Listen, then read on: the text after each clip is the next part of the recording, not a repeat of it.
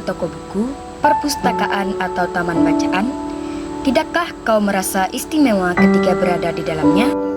Di sekelilingmu ada berbagai tokoh dari dunia nyata dan khayal, tempat yang pernah kau kunjungi dan yang belum.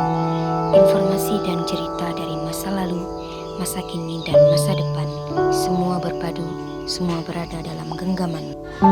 Saat berada di antara buku, tidakkah kau merasa menjadi raja dan ratu? Ruang dan waktu seolah menyatu tanpa batas. Kau bisa terbang melintasi sekat negara dengan melewati berbagai zaman.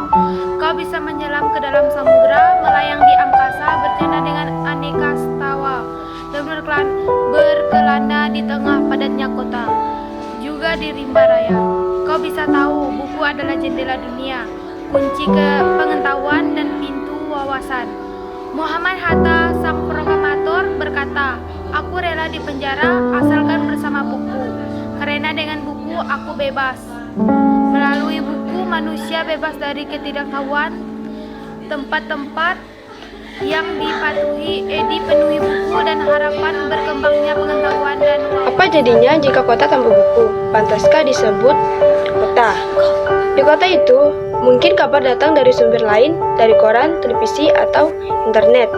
Mungkin informasi dan cerita datang dari cerita nenek moyang. Bagai dongeng-dongeng sebelum tidur, irama warganya pun tiada beda. Bangun pagi, bertebaran di muka bumi untuk berbagai keperluan, untuk kembali pulang siang atau sore harinya. Setelah itu mereka berangkat tidur dan memulai lagi hari berikutnya, semua serupa. Di kota itu mungkin ada bangunan bernama perpustakaan. Di dalamnya buku-buku berderet dalam rak yang tak berjamaah. Tiada tangan meraih dan membuka halaman demi halaman. Dengan sukacita, mungkin juga ada tumpukan buku di sudut-sudut sekolah yang sepi dan berdebu, jarang dikunjungi, jarang dibaca. Buku-buku di sana teronggok tanpa nyawa. Bagaimana dengan kotamu?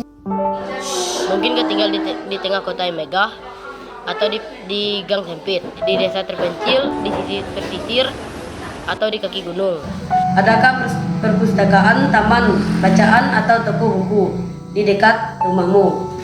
Jika ada, apakah tempat itu menjadi wadah berkumpulnya anak-anak dan warga, menjadi pusat berkembangnya wawasan dan pengetahuan, atau hanya menjadi pajangan?